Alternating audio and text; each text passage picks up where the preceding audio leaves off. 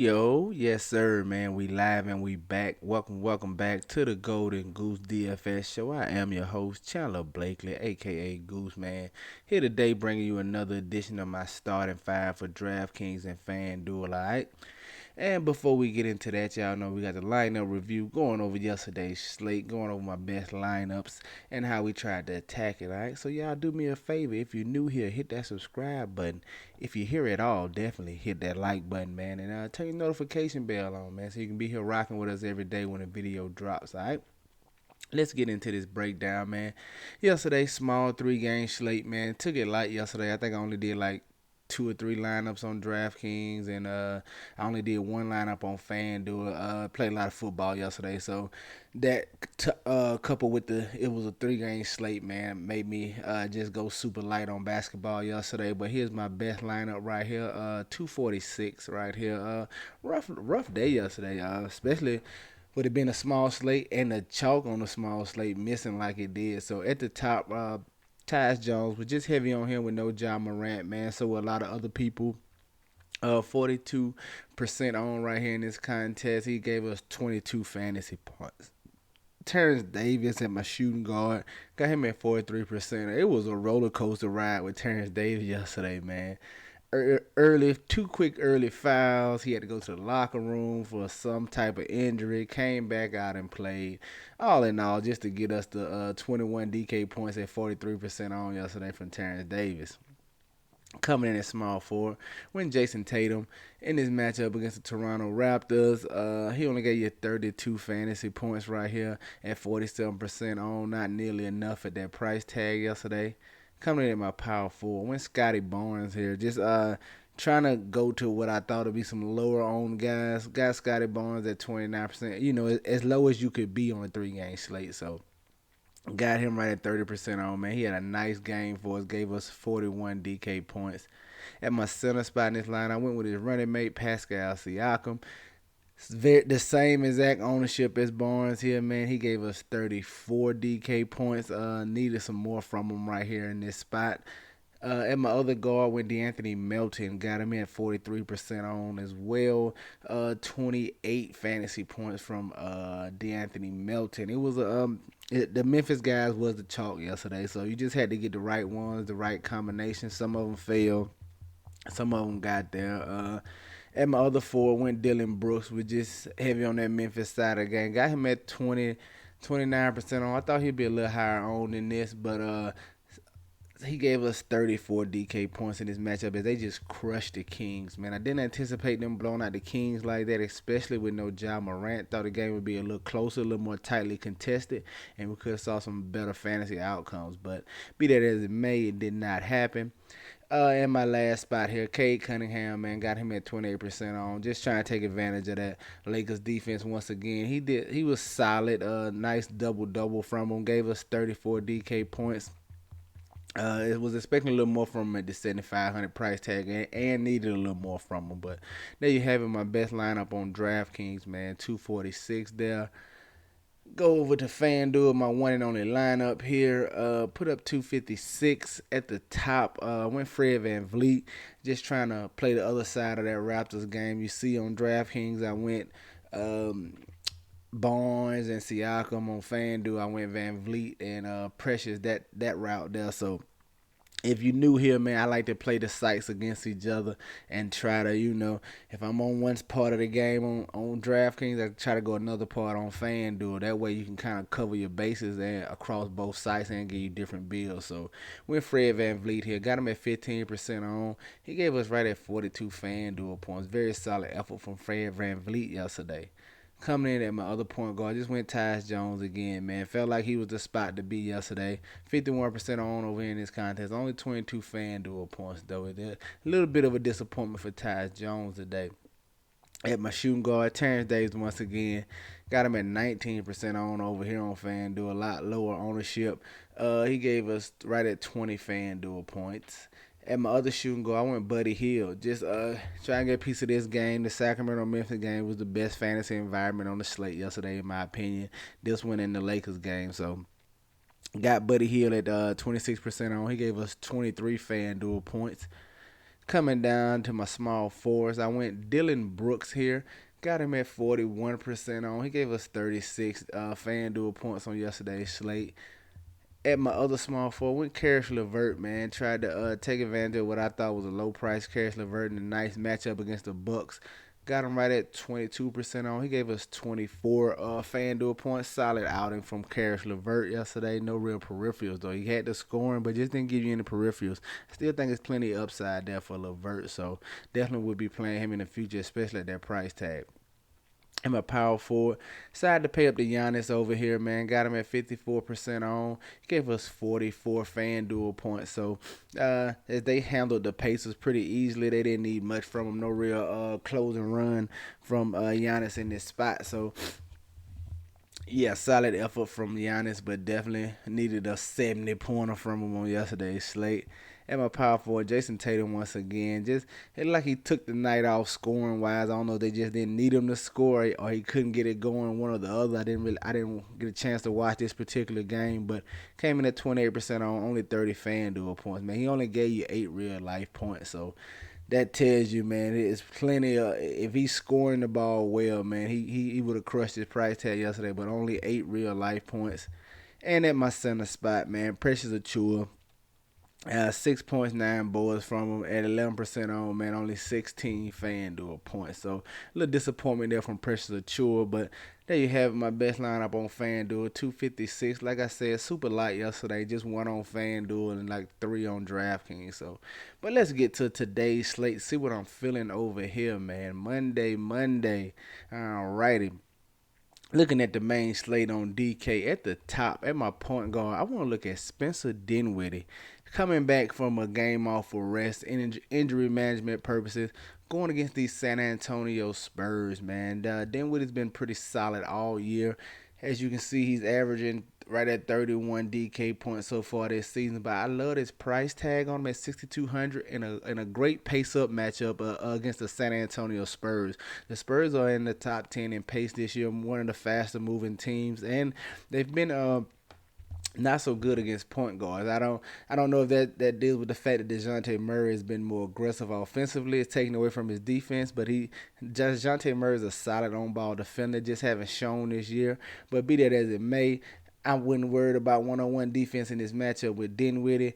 I think he can give us a nice return on this price tag right here, 6,200, provided he's back in the lineup again tonight. Like I said, he should be. They just gave him a day off for rest purposes, so we expect him to be back in the fold and seeing 30-plus minutes in this matchup. I like Spencer Dinwiddie at 6,200. Coming in at my shooting guard, I want to look at Darius Garland, man. 7,700 over here on DK. He's been very solid, especially the last few games without Colin Sexton, man.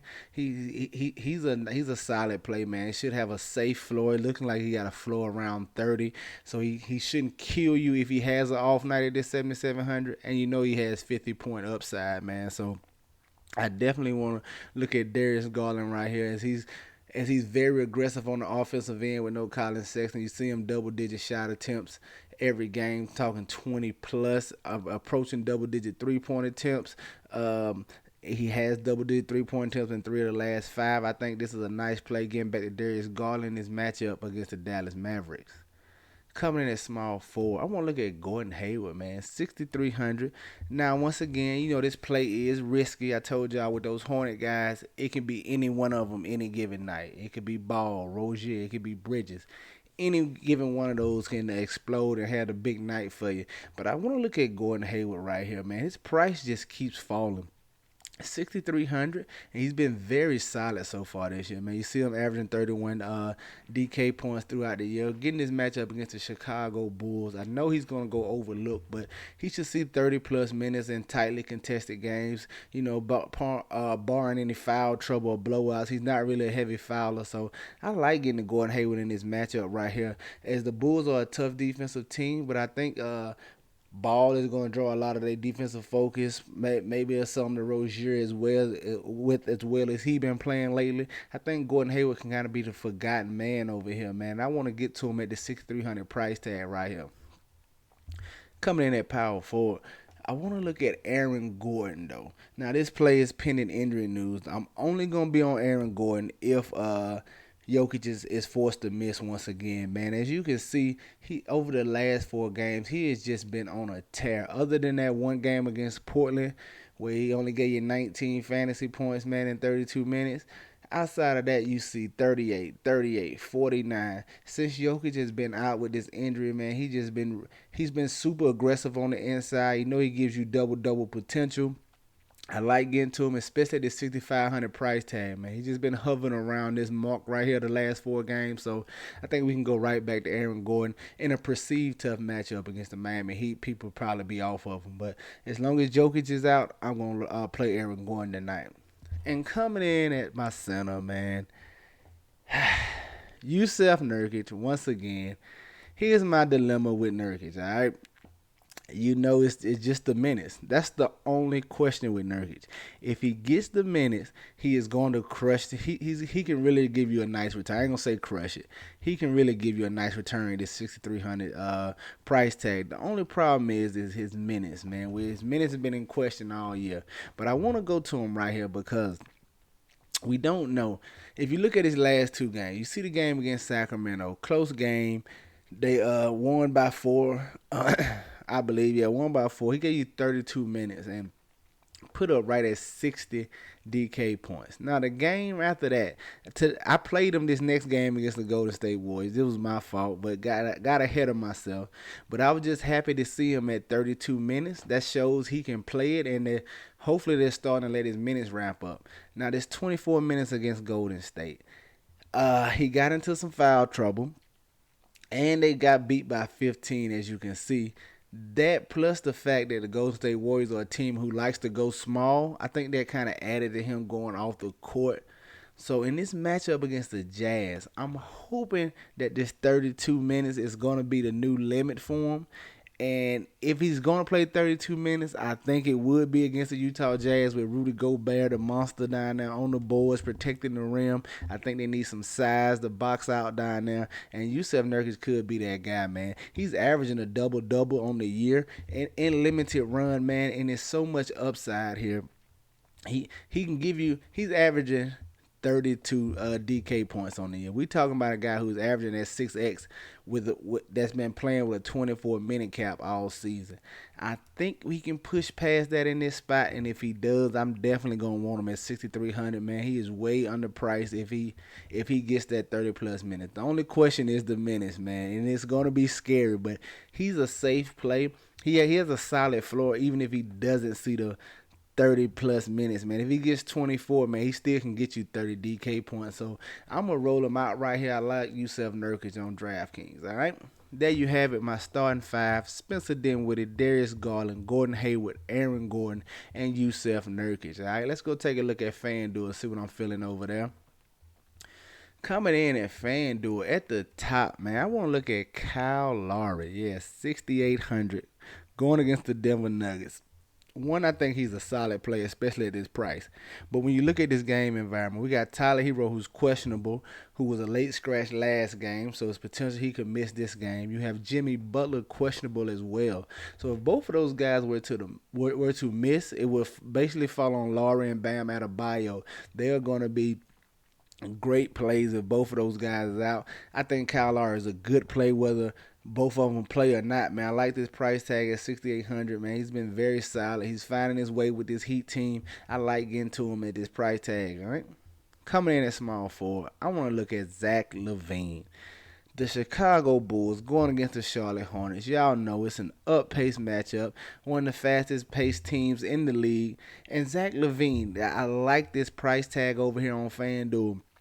He really hasn't had the big performances this year. You haven't really seen the 50+ from him and things of that nature. But if there was ever a spot for you to have a blow-up performance or kind of get your offense really going, I think it's this spot here against the Charlotte Hornets, man. I like getting to Zach LaVine at 7,800. You know he can get piping hot from the field and really filling up and really fill it up, man. If he gets a couple shots going, I expect him to be aggressive in this spot, especially with his pace, this up and down pace. That suits Zach LaVine perfectly, man. I'm gonna take some chances on Zach LaVine at 7,800 on FanDuel. Coming in at small forward, I think we can go right back to Keldon Johnson, man. It's another guy, a player I like at his 5,500 over here on FanDuel. I'm gonna love it if Vassell and McDermott miss again. I think with those two guys out, it kind of solidifies the minutes for Keldon Johnson. And Keldon Johnson has been a solid performer when he's gotten the minutes for the Spurs. Going back to last season, man, he's a double threat at this 5,500 price tag, man. I think you can get to Keldon Johnson in his matchup against the Washington Wizards. Coming in at power forward, I'm gonna go right back to Christian Wood at 7,400. FanDuel didn't move his price that much as DK did, but we're going against the OK City Thunder here, man. Two terrible teams right now, so we're expecting this game to be close, no blowout. Hopefully, no blowouts in this matchup, man. This should be something to watch, but Christian Wood should dominate down low against OKC, man. They don't. He should really take the young boy Jerome Robinson Earl to school down here, man. I like Christian Wood in this spot right here. Big double potential every time he's on the court, man. And I think he's underpriced on FanDuel at 7,400, man. Get you some Christian Wood here. And coming in at my center, I want to look at Nikola Vucevic. That's right. Going against this Charlotte Hornets team, 7,600. He's another guy who's trying to work his way back in the groove from missing some time. We saw him approach 30 minutes last game, and he's in the same spot as Zach LaVine, man. Super up-paced matchup. Going against a Charlotte Hornets team who's weak in the front court, man. We're talking about a team who's bottom 5 in the league in rebounding. I think Vooch can get back on track here and have a monster double down here, man. I like him at this 7,600 price tag. Hopefully this game stays close and no blowout or anything like that. But I love Nikola Vucevic at this 7,600 price tag on FanDuel, all right? There you have it, man. My starting 5 on FanDuel. Kyle Lowry, Zach LaVine, Keldon Johnson, Christian Wood, and Nikola Vucevic. All right, get you some exposure to these guys. Get them in your player pools. You know I'm going to have them in mind, man. That's going to do it for us here today.